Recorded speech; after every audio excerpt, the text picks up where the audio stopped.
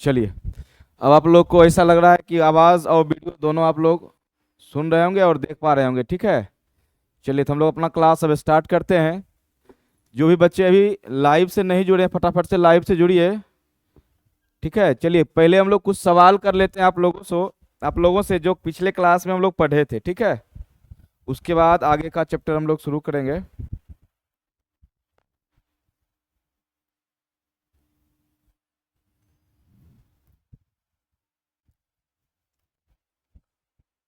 चलिए,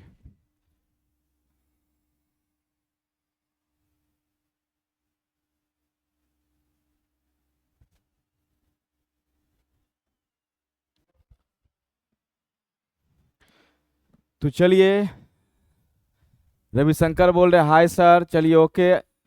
सबसे पहले हम लोग क्लास को जो समाप्त किए थे, लघु बीजाणु मातृ कोशिका से जब 4 लघु बीजाणु का निर्माण हुआ था, और वहां तक हम लोग पढ़ने के बाद उस क्लास को वहीं समाप्त किए थे। आज हम लोग लघु बीजाणु से परागकण बनने की प्रक्रिया को पढ़ेंगे, ठीक है। तो चलिए, बताइए सबसे पहले आप लोग कि एक लघु बीजाणु मातृ कोशिका से कितने लघु बीजाणु बनते हैं, ठीक है। सवाल आप लोगों से ये है कि एक लघु बीजाणु मातृ कोशिका से कितने लघु बीजाणु बनते हैं, ठीक। चलिए, स्वाति प्रिया बोल रहे हैं 4, रविशंकर 4, बहुत बढ़िया। एक सवाल का और जवाब दीजिएगा कि बताइए परागकोश में कुल कितने पालिका होती है। परागकोश में कुल कितनी पालिका होती है।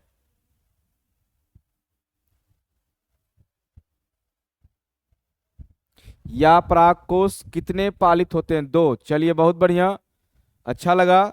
अब आप लोग याद पाड़िए, हम लोग पिछले क्लास में पढ़े थे ये द्विगुणित, ठीक है। क्या था, इसको शॉर्टकट में हम लोग क्या बोले थे, एम एम सी।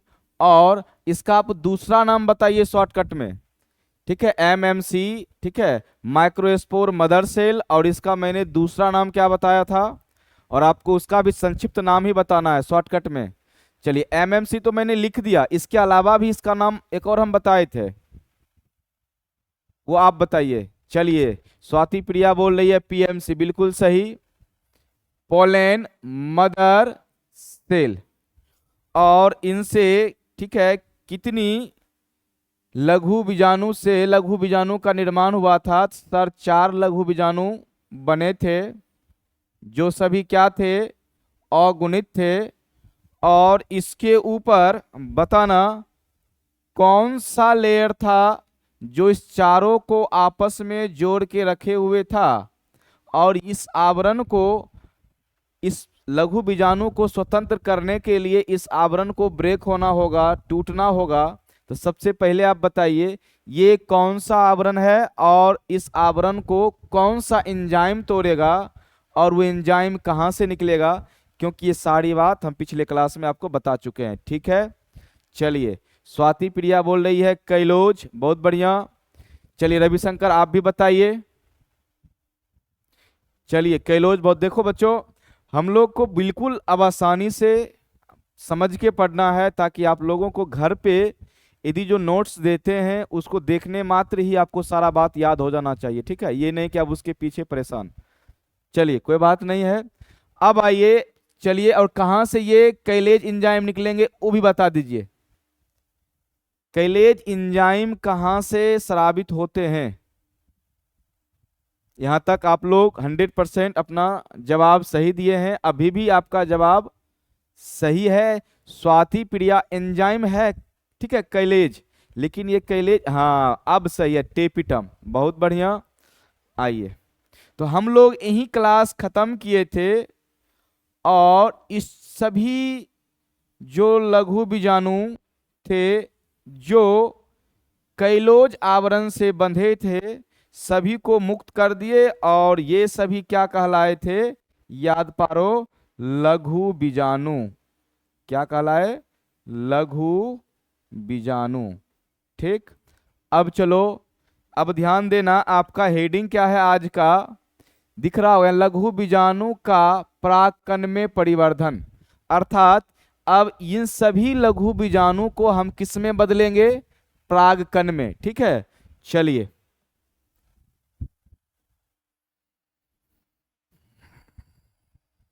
सभी लघु बीजाणु को किस में बदलना है, परागकण में।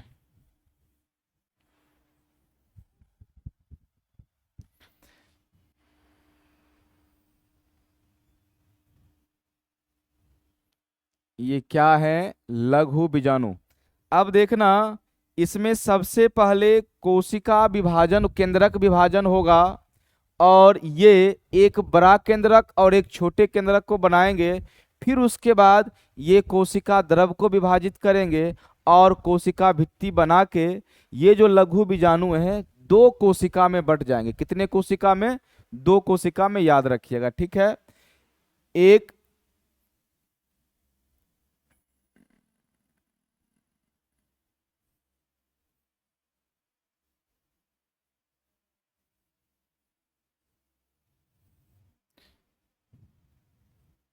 ठीक है, ध्यान देना, ये जो लघु बीजाणु हैं ये अपने केंद्रक को विभाजित करके, ठीक है, और कोशिका द्रव को विभाजित करके दो केंद्रक का निर्माण करते हैं, अर्थात उसके साथ साथ दो कोशिका का भी निर्माण करते हैं। और इसके बीच में क्या करते हैं, ये कोशिका भित्ति का भी निर्माण करते हैं। अब देखिए, इसके बीच में ये कोशिका भित्ति का निर्माण यहाँ बीच में भी किए, और बाहर बाहर बाहर बाहर भी कोशिका भित्ति का निर्माण करते हैं। ठीक है, समझना इस बात को। अब इसी में ध्यान देना, जो छोटी कोशिका है इस कोशिका को बोलते हैं जनन कोशिका। क्या बोलेंगे, जनन कोशिका। और इसके केंद्रक को बोलते हैं जनन केंद्रक। ठीक है, ध्यान देना फिर से, जो आपका लघु बीजाणु है ये क्या करेंगे, विकास करेंगे। विकास करने के बाद ये अपना केंद्रक को दो भागों में बांटेंगे, एक, ठीक है, एक ऊपर और एक नीचे, जिसमें एक बड़ी कोशिका बनती है, दूसरी, सॉरी, पहली छोटी कोशिका बनती है, दूसरी बड़ी कोशिका बनती है। और ये कोशिका भित्ति से दोनों कोशिका एक दूसरे से अलग रहते हैं लेकिन जुड़े रहते हैं। ठीक है, चलिए, ऊपर वाले को जनन कोशिका, इसके अंदर वाले केंद्रक को जनन केंद्रक, और जो बड़ी कोशिका होती है इसको बोलते हैं कायिक कोशिका। ठीक है, और इसके केंद्रक को क्या बोलेंगे, कायिक केंद्रक। ठीक है, अब ध्यान देना, इसमें इसी डायग्राम को हम बुक में आप लोग देखते होंगे, इस प्रकार से बना रहता है। ठीक है, इस प्रकार से आपको मिलेंगे। ठीक, और इसके कोशिका भित्ति मिलेंगे।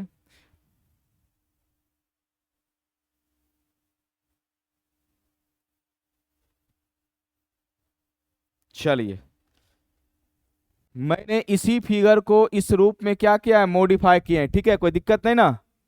चलिए, आइए अब समझिएगा बच्चों, इसमें ये ऊपर वाला बताइए, जो ऊपर वाला छोटा दिख रहे हैं इसको क्या बोलेंगे, जनन कोशिका। इसके अंदर वाले केंद्रक को जनन केंद्रक, और इसके नीचे वाले को क्या बोलते हैं, कायिक कोशिका, अंदर वाले केंद्रक को कायिक केंद्रक। अब ध्यान देना, ये जो केंद्रक होते हैं, स्वाति नहीं, क्या नहीं, थोड़ा कंफर्म बोलो, क्या आप क्या कहना चाह रही हो स्वाति,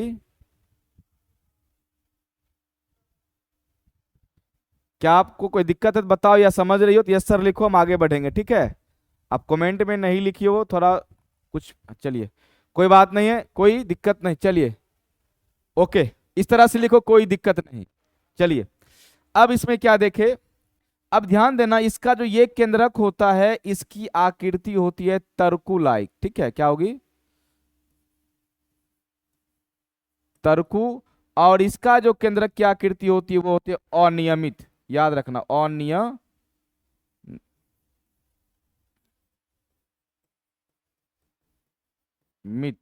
ध्यान देना, जो कायिक कोशिका के केंद्रक होंगे वो अनियमित होंगे, और इसका जो केंद्रक होता है वो क्या होता है बच्चों, नियमित होता है, इस बात पर भी ध्यान देना। नियमित में भी कैसा, तरकू लाइक स्ट्रक्चर, और ये कैसा होगा, अनियमित। अब आप लोग पढ़े होंगे कि ये जो कोशिका भित्ति होती है ये किससे बनी होती है, तो कोशिका भित्ति सर सेलुलोज और पेक्टोज से बनी होती है। ये बात आप क्लास 9th में ही पढ़े होंगे। जो कोशिका भित्ति होती है किससे बनी होती है, ठीक है, सेलुलोज और पेक्टोज। चलिए हम लोग आगे बढ़ते हैं। अब देखिएगा होता ये है,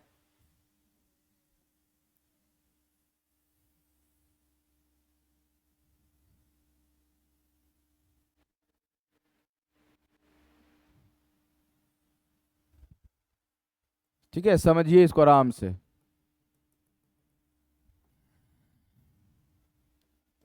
चलिए ये क्या है, कोशिका भित्ति।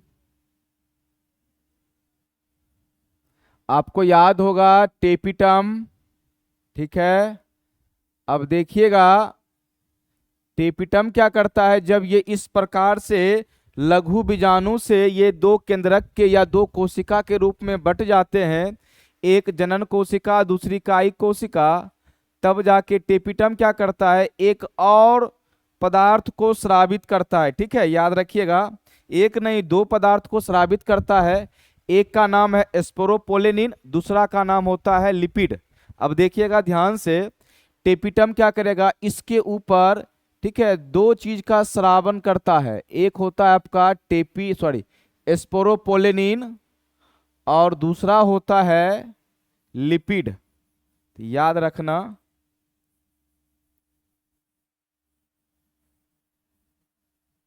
ये जो परत है ये किसका होगा सर, ये स्पोरोपोलेनिन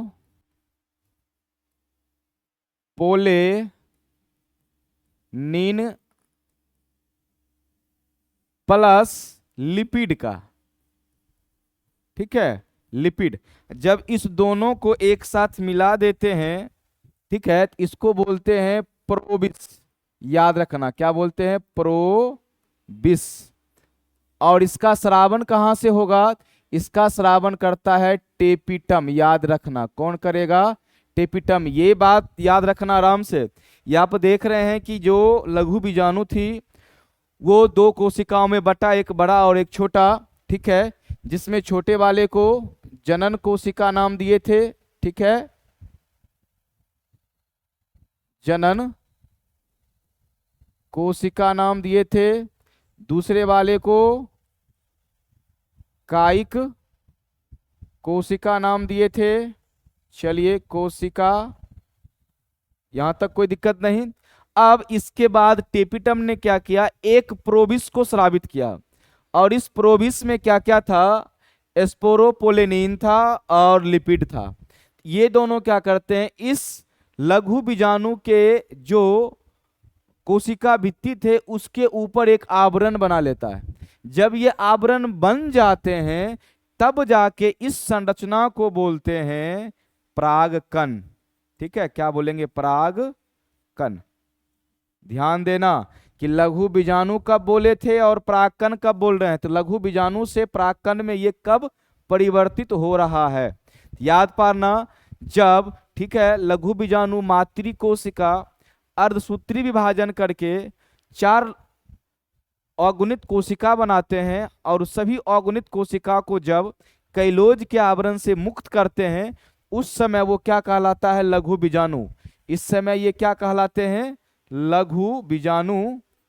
और जब ये लघु बीजाणु विकास करके 2 कोशिकाओं में विभक्त होते हैं, एक बड़ी और एक छोटी, और उसके ऊपर कोशिका भित्ति आती है, और उसके भी ऊपर जब प्रोबिस का आवरण अर्थात स्पोरोपोलेनिन प्लस लिपिड का आवरण मौजूद हो जाता है, तब जाके ये चेंज होते हैं किसमें, परागकण में।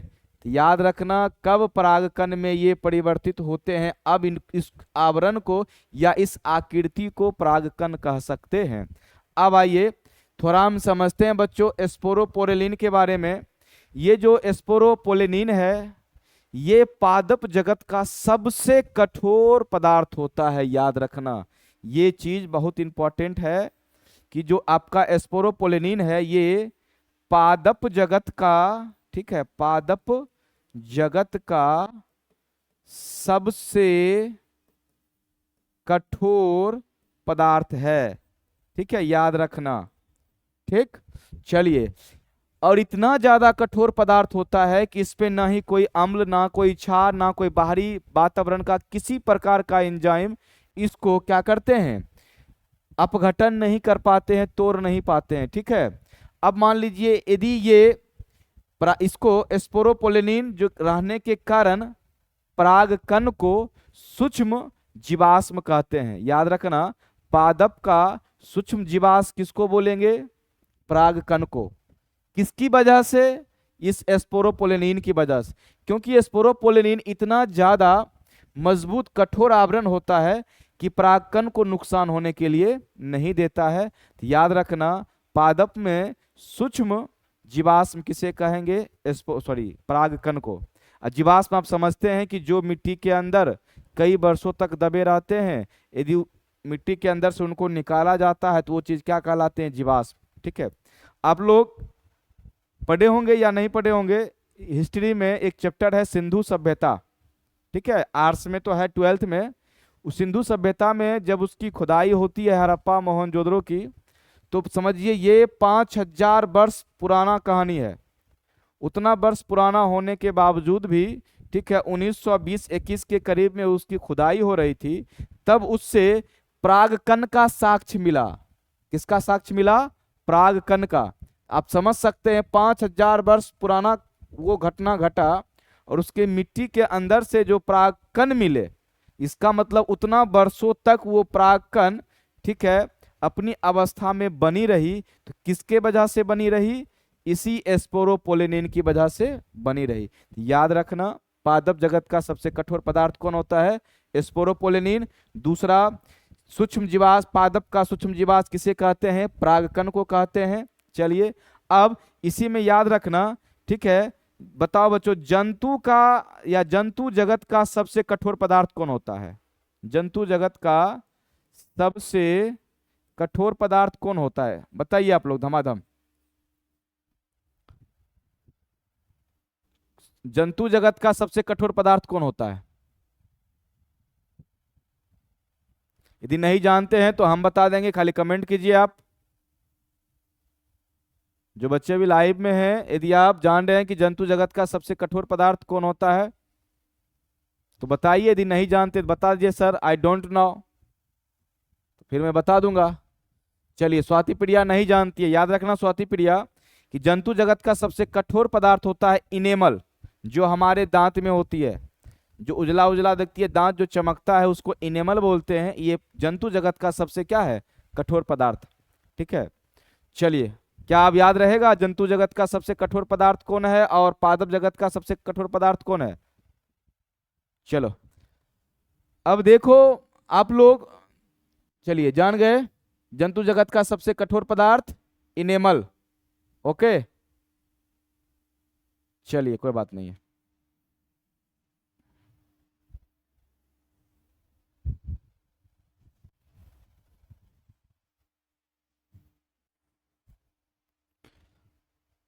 अब आते हैं, बात करते हैं लिपिड।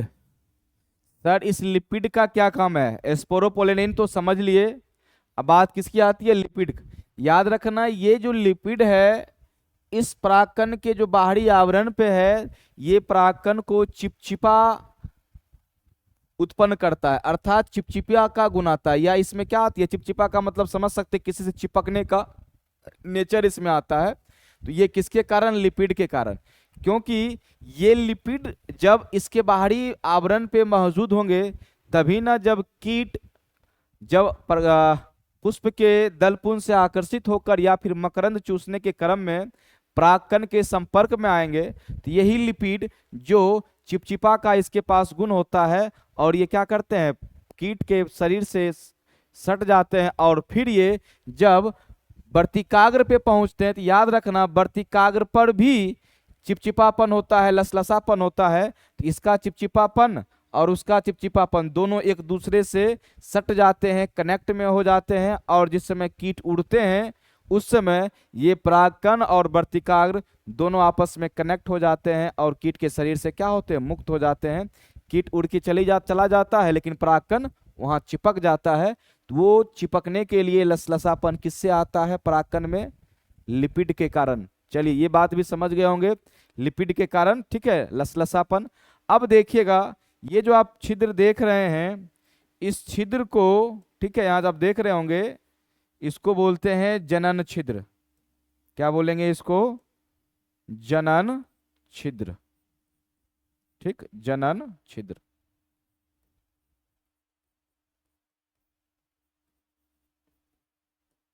कोई दिक्कत? तो ये फिगर, ये स्ट्रक्चर आपको अब याद रहेगा। ठीक, जनन कोशिका, नीचे वाला कायिक कोशिका, इसके ऊपर जो आवरण होती है, एक बात और याद रखना। अब इस वाले आवरण को बोलते हैं बाह्य आवरण, ठीक है।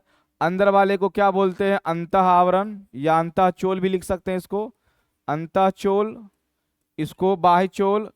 अब याद रखना, आपसे सवाल ये आवे कि परागकण का बाह्य चोल किससे बना होता है? परागकण का बाह्य चोल किससे बना होता है? यदि आपको ऑप्शन में प्रोबिस रहे, कोई दिक्कत नहीं। प्रोबिस नहीं रहे, स्पोरोपोलेनिन प्लस लिपिड रहे, आंसर कर देना है स्पोरोपोलेनिन और लिपिड। यदि मान लो ये लिपिड नहीं, सिर्फ स्पोरोपोलेनिन रहे, तो उसको भी आंसर कर देना है। ध्यान से समझो, यदि आपसे पूछे परागकण का बाह्य चोल किससे बना होता है, तो सबसे पहले हम किस ऑप्शन को खोजना पसंद करेंगे? आंसर में प्रोबिस, क्योंकि प्रोबिस इस दोनों का कॉमन है। यदि प्रोबिस नहीं दिया हुआ है ऑप्शन में, तो आपको याद होना चाहिए कि आपको स्पोरोपोलेनिन प्लस लिपिड रहेगा। यदि स्पोरोपोलेनिन भी नहीं, सॉरी, यदि लिपिड भी नहीं रहेगा, तो कम से कम स्पोरोपोलेनिन जरूर रहेगा। ये सवाल, ठीक है, याद रखना, ये बार बार पूछे जाते हैं। सिर्फ आपको 12th के बोर्ड एग्जाम में भी नहीं, बहुत सारे कंपटीशन वाले एग्जाम में भी देखे हैं ये सवाल, कई बार कई तरीका से पूछे गया है।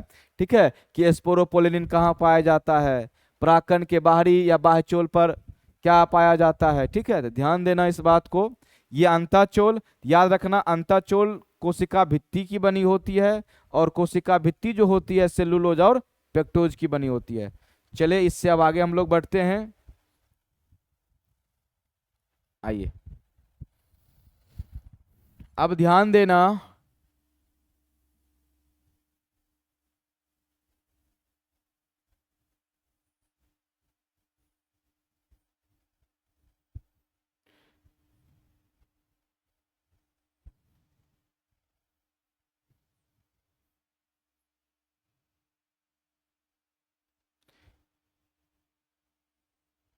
बताओ स्वाति प्रिया, मैंने ये क्या बनाया? इस संरचना का क्या नाम है?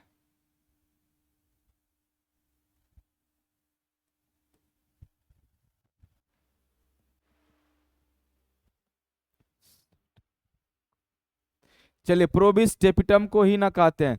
देखिए, टेपिटम से निकलता है, टेपिटम को टेपिटम बोलते हैं। टेपिटम से जो द्रव निकलता है उसको प्रोबिस बोलते हैं। उस प्रोबिस में आपको स्पोरोपोलेनिन और ये क्या कहते हैं, लिपिड, ये दोनों मिला हुआ रहता है। जिस तरह से आपका कोशिका भित्ति सेलुलोज और पेक्टोज का बना होता है, उसी प्रकार से जो परागकण के बाह्यतम चोल होते हैं वो आपका स्पोरोपोलेनिन प्लस लिपिड से बना होता है, और ये दोनों को मिला के बोलते हैं प्रोबिस, और ये प्रोबिस निकलते हैं टेपिटम से। ठीक है, चलिए, स्त्री केसर, बहुत बढ़िया। चलिए, इस स्त्री केसर को आप देख रहे हैं, तो ध्यान देना, इस स्त्री केसर का ये जो भाग है ये वर्तिकाग्र है, और यहाँ क्या आने वाले हैं, परागकण आते हैं। तो आपको जस्ट अभी बताए हैं, इस परागकण पे, ठीक है, लिपिड होते हैं। जो लिपिड वर्तिकाग्र में चिपकने के लिए, एक शरीर, कीट के शरीर में चिपकने में क्या करते हैं, मदद करते हैं। और वर्तिकाग्र पर भी, ठीक है, लसलसा पदार्थ होता है जो परागकण को भी क्या करते हैं, चिपका लेते हैं।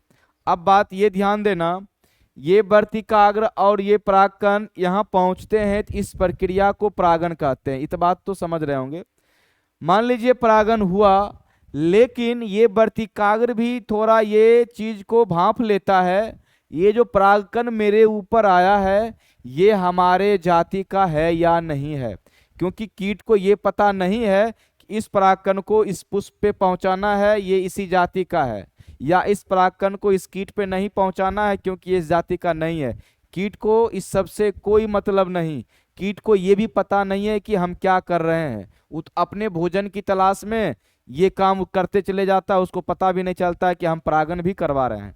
ठीक है, तो चलिए, यदि ये वर्तिकाग्र जब परागकण इसके ऊपर आते हैं तो वर्तिकाग्र सबसे पहले इसको भांपेगा कि मेरे जाति का ये परागकण है या नहीं है तब आगे का प्रोसेस होगा। यदि नहीं है तो ये परागकण यही नष्ट हो जाएंगे और इसका आगे की प्रक्रिया अर्थात इससे निकलने वाले जो पराग नलिका होंगे वो नहीं निकलेंगे, ये परागकण यही निष्क्रिय हो जाएंगे। कब?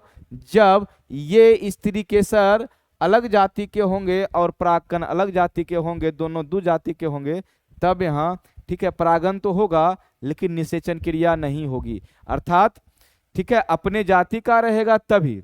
अब दूसरी बात पे ये ध्यान देना कि ये जो परागकण होती है ये वर्तिकाग्र पे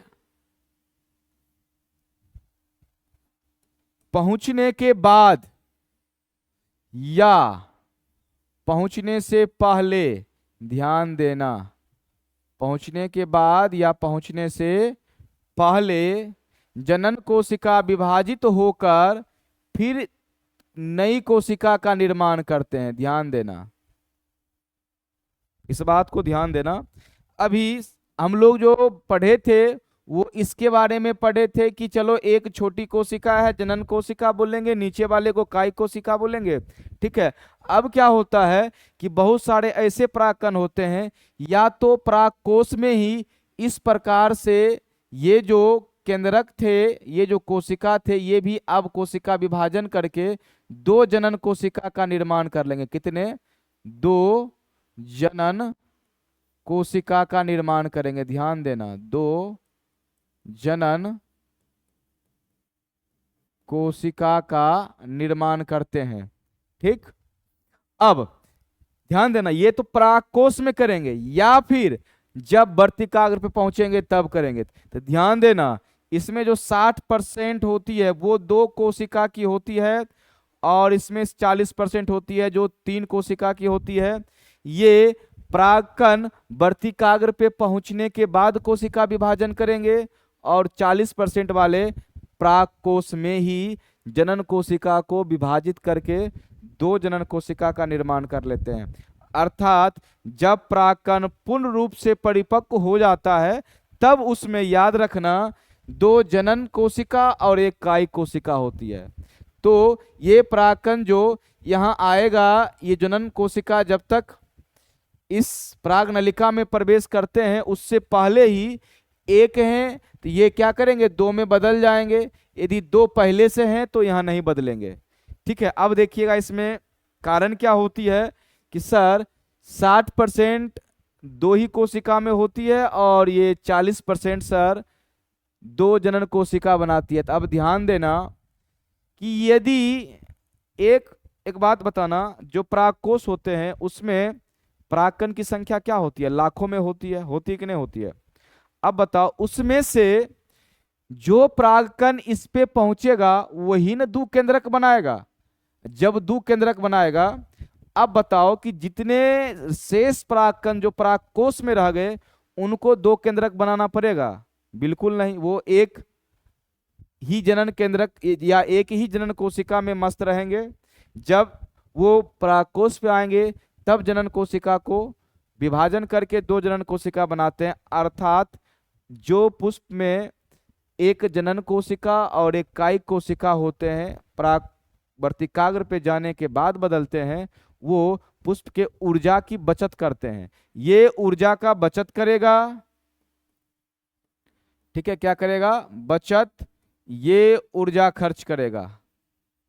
ठीक है, ऊर्जा क्या करेगा? खर्च करेगा। चलो एक बात तुम लोग को हम बताते हैं, समझना एग्जाम्पल से, कि मान लो कि अभी कोई सामान को हम बेचने के लिए जा रहे हैं, ग्राहक वहाँ मात्र एक ही सामान लेगा और उसमें हमको पैकिंग करना है, बढ़िया से डिब्बा को पैक करके टेप उप लगा के तब अगले ग्राहक को देना है, जबकि बेचने के लिए सारे हैं, उसको खोल के दिखा के बेचना होता है। तो यदि मैं सभी सामान को पहले ही पैक करके यदि मैं ले जाऊँ वहाँ और वो व्यक्ति एक ही सामान खरीदे तो उसमें खर्च ज़्यादा होगा। यदि मैं सब सामान को खोल के ही वहाँ ले जाऊँ, उसमें से एक सामान को जो ग्राहक खरीदेंगे और उसी को मैं सिर्फ एक ही सामान को यदि मैं पैक करूँगा तो मेरे एक ही सामान के पैक करने का खर्च वहाँ होगा, जबकि जो मैं सारा को पैक करके ले गया था तो उसमें खर्च क्या होगा, ज़्यादा होगा। तो ध्यान देना, इसमें सभी के सभी परागकण परागकोश में ही क्या करेंगे, दो जनन कोशिका बनाएंगे तो यहाँ ऊर्जा अधिक खपत होगी। इसमें एक ही बनाएंगे, जो इस पे आएगा तब जाके एक से दो बनेगा, तब जाके क्या करेंगे, एक से दो बनेंगे, तो यहाँ क्या होगी, ऊर्जा की खपत कम होगी। ठीक है, तो समझ गए होंगे स्वाति प्रिया कि 60% में एक जनन कोशिका और एक कायिक कोशिका, 40% परागकण में क्या होता है, दो जनन कोशिका और एक कायिक कोशिका। ये भी 60% वाले जब इस वर्तिकाग्र पे पहुंचेंगे तो इनको भी दो जनन कोशिका में बदलना होता है, लेकिन ये यहाँ आके बदलेंगे, इसलिए जो परागकण यहाँ आएगा वही बदलेगा, इसलिए इसमें ऊर्जा कम खपत होगी। ये टोटल परागकण को बदलना होगा, इसलिए ये परागकण क्या करते हैं, पादप को अधिक ऊर्जा खपत करवाते हैं। चलिए कोई बात नहीं, आप लोग समझ लिए होंगे। ठीक, आगे चलिए, देखिए मैं आपको दिखाता हूं एक बात और, इसमें ध्यान देना, एक चीज और बता देता हूं। ठीक, ये परागकण आपकी है, तो आप लोग जानते हैं परागकण की संरचना गोलाकार होती है, लेकिन ये जो आपका स्पोरोपोलिनिन था, ये स्पोरोपोलिनिन कुछ इस आवरण पे या तो गोल गोल ऐसे होते हैं, ध्यान से देखना, ऐसे इस प्रकार से आवरण में होते हैं, गोल गोल होते हैं, नहीं तो इस प्रकार से नुकीले होते हैं। ठीक है, क्या होते हैं, नुकीले होते हैं चारों तरफ से। तो चलो आप लोग थोड़ा परागकण को देख लो जो एनसीईआरटी बुक में दिया गया है। ये जो आप लोग देख रहे हैं ये परागकण का इमेज है। ठीक है, चलिए और ज्यादा जूम किया जाए, चलिए आप लोग देख रहे होंगे यहाँ आपको एक कौन कौन जैसा निकला हुआ दिख रहा है, जितना भी कौन कौन आप निकला हुआ देख रहे हैं ये सभी स्पोरोपोलिनिन ही है। ठीक है, अब इसमें देखिएगा यहाँ भी आपको कुछ कौन जैसा दिख रहा होगा, किसी में गोल गोल दिख रहा होगा, ये याद रखना।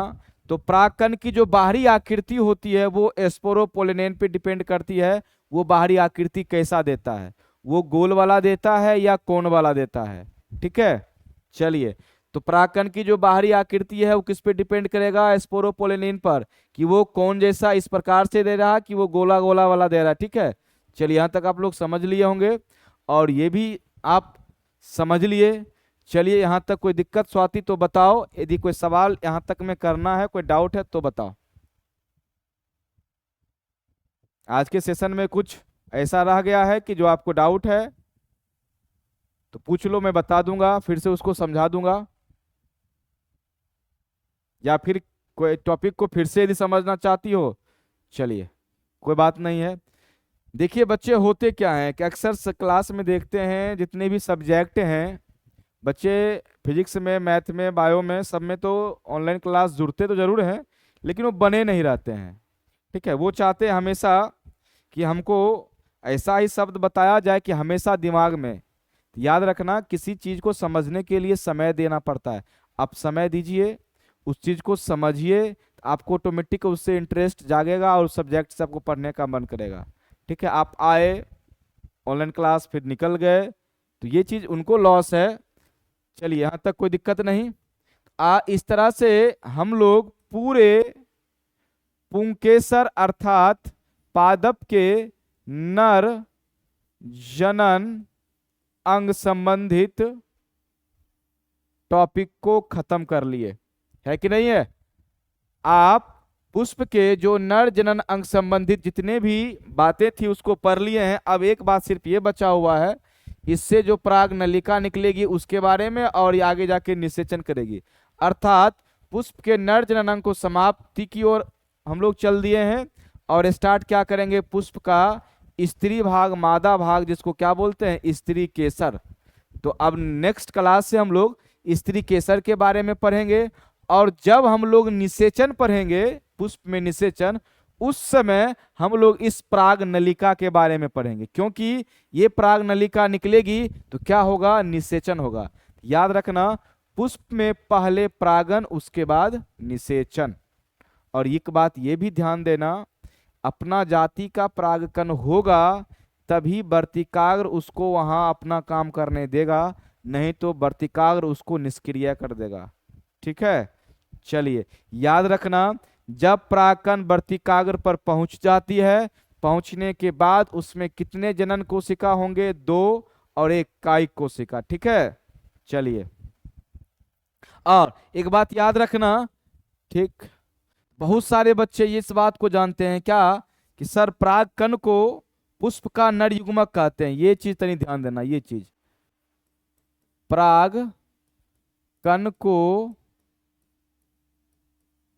पादप का नर युग्मक कहते हैं। तो बताओ क्या श्रेया भात, सॉरी स्वाति प्रिया, कि परागकण को पादप का नर युग्मक कहते हैं, ये कथन सही है कि गलत है? इस बात को तुम बताओ। परागकण को पादप का नर युग्मक कहते हैं, ये चीज सही है कि गलत है? इसका जवाब दो। परागकण को पादप का नर युग्मक कहते हैं, क्या सही है?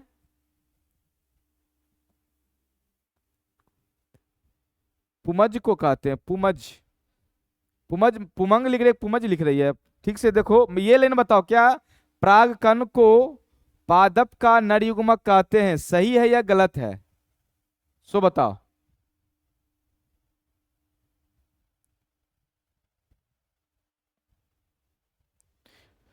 सुनो, मैं नर युग्मक बोल, युग्मक पे ध्यान देना, नर जननांग तो पुमंग है ही। ठीक है, चलिए, गलत है। इसलिए बच्चों गलत है क्योंकि सबसे पहले क्लास 10 में, 9 में या 10 तक आप लोग पढ़े होंगे, पादप का नर युग्मक परागकण, पादप का नर युग्मक परागकण। याद रखना, आप लोग देख लिए हैं, ये परागकण नर युग्मक नहीं है, बल्कि ये जनन कोशिका नर युग्मक है। जनन कोशिका क्या है? नर युग्मक है।